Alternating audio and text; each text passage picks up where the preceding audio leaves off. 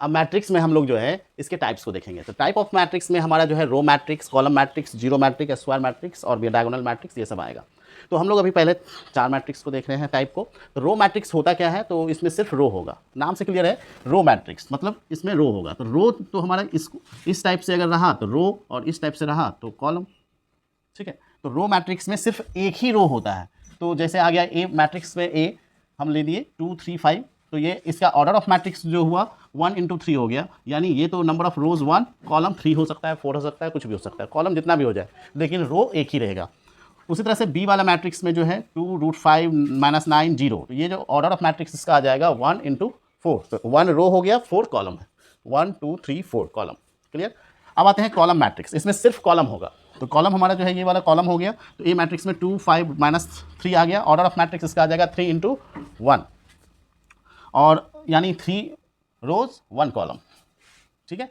उसी तरह से और भी आ सकते हैं। जीरो या नल मैट्रिक्स जो होगा, ऐसा मैट्रिक्स जिसमें सारे एलिमेंट्स जीरो हों, तो उसको हम लोग नल या जीरो मैट्रिक्स कहेंगे। जैसे ए में जीरो, ये ऑर्डर ऑफ मैट्रिक्स इसका 1 × 1 है, 1 रो 1 कॉलम, और ये जो हो गया 0 0 0, तो इसका हो गया ऑर्डर ऑफ मैट्रिक्स जो है 2 × 2 हो गया, 2 रोज 2 कॉलम, 2 रोज 2 कॉलम, ठीक है। ये वाला कॉलम हो गया 2 ठो।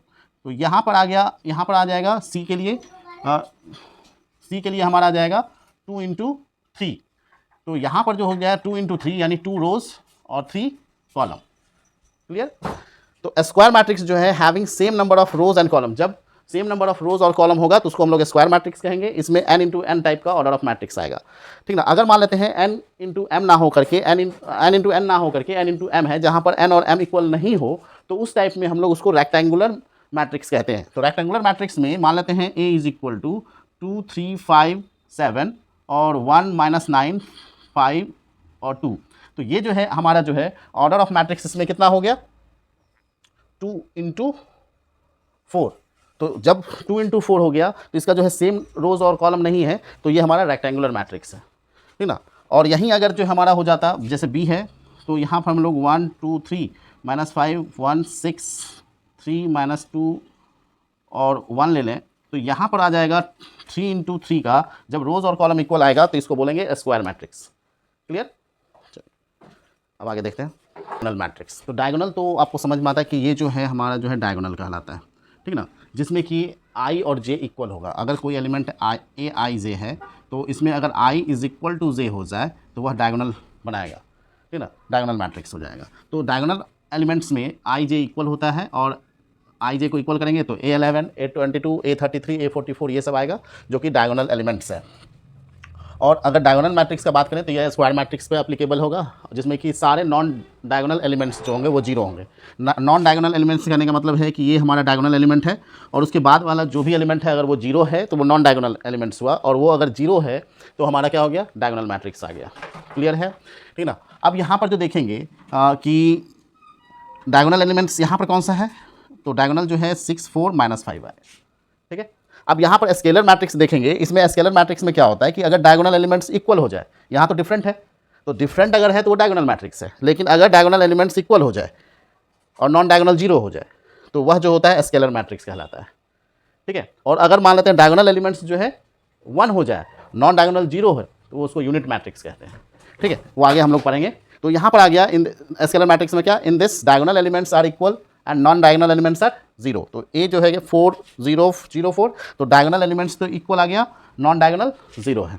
इस केस में नॉन डायगोनल एलिमेंट्स इक्वल आ गया और नॉन डायगोनल 0 है, प्लस माइनस कुछ भी में भी है। तो यूनिट मैट्रिक्स क्या होगा, ये स्क्वायर मैट्रिक्स होगा, जितने भी होंगे यहाँ स्क्वायर मैट्रिक्स का बात हम लोग कर रहे हैं। तो इसमें जो है नॉन डायगोनल जो होगा एलिमेंट्स वो 0 होगा, और डायगोनल एलिमेंट्स जो होगा क्या होगा 1। यूनिट का मतलब ही होता है 1, ठीक है ना। तो ये ध्यान रखना है। अगर मान लेते हैं यहाँ पर जो है अगर i और j इक्वल हुआ किसी भी a i j एलिमेंट के लिए, अगर एलिमेंट हमारा a i j है, तो अगर दोनों अनइक्वल रहा तो वो 0 होगा, ठीक ना, और अगर इक्वल रहा तो 1 होगा वैल्यू, ठीक है।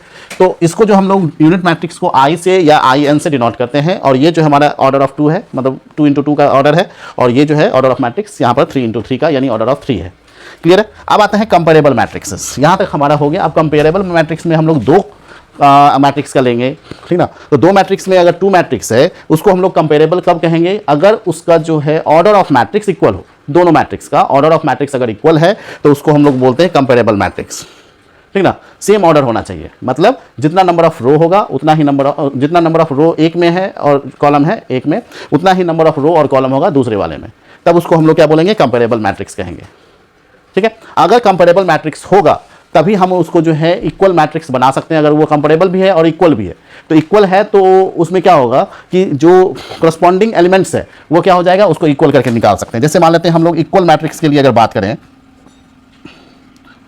मैट्रिक्स है, तो ये कंपेरेबल मैट्रिक्स के बाद आता है। तो दो अगर मान लेते हैं ए इज इक्वल टू 2 + x और 5 - 7 y, ये हमारा है, और बी जो है हमारा 17 5 - 7 और ये 25 है, मान लेते हैं।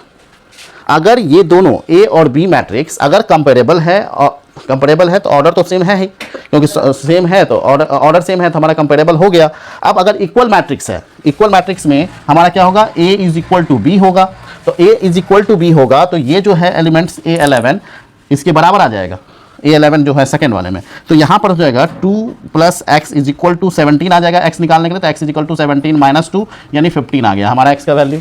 और अगर y निकालना है तो y का वैल्यू कितना है, 25, तो y इज इक्वल टू कितना हो गया, 25 हो गया। तो ये जब हमारा इक्वल मैट्रिक्स रहेगा तो वो कंपेरेबल मैट्रिक्स है, ऑर्डर सेम रहता है, उसमें जो करस्पॉन्डिंग एलिमेंट्स है यानी A11 फर्स्ट मैट्रिक्स का A11 सेकंड के A11 से बराबर होगा, A12 है तो A12 के बराबर होगा, A21 है तो A21 के बराबर होगा, और A22 है तो A22 के बराबर होगा सेकंड वाले में।